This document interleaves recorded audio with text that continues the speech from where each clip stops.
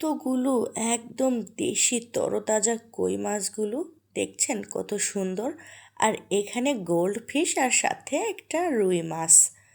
আর এখানে deep fridge থেকে সব কাটা মাছ, ছোট মাছ আছে, তার সাথে বিভিন্ন রকমের মাছ আছে। এগুলো কিন্তু সব আমার গ্রাম থেকে আমার শাশুড়ি মা পাঠিয়েছে আমাদের জন্য। তো সবাইকে আসসালামু আলাইকুম।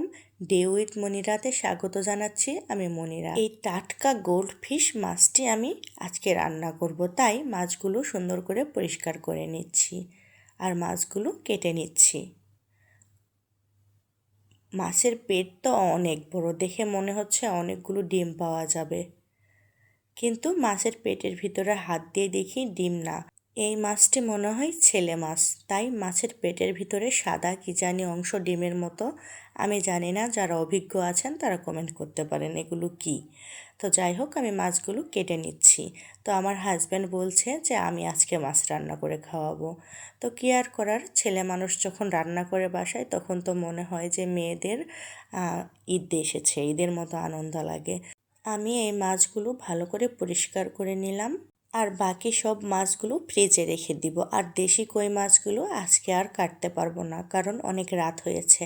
বাচ্চা কাচ্চা সবাই খাওয়া দাওয়া করবে, তাদের জন্য খুব তাড়াতাড়ি রান্না করার চেষ্টা করছিলাম। তো আমার হাজব্যান্ডকে আমি মাছ হলুদ দিয়ে লবণ দিয়ে মেখে দিলাম। আর এই মাছগুলো সব আমি রেখে দিব, পরে সময় করে কেটে নিব। আর এইদিকে আমার হাজব্যান্ড রান্না করতে কিচেনে চলে এসেছে। এক চুলায় মাছ ভাজতে দিয়েছে আর এক চুলায় সকল মশলা কষিয়ে নিচ্ছে।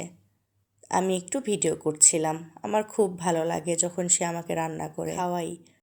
তো আমার হাজব্যান্ডের কি শখ যে সে মাছ ভুনায় টমেটো সস দিবে।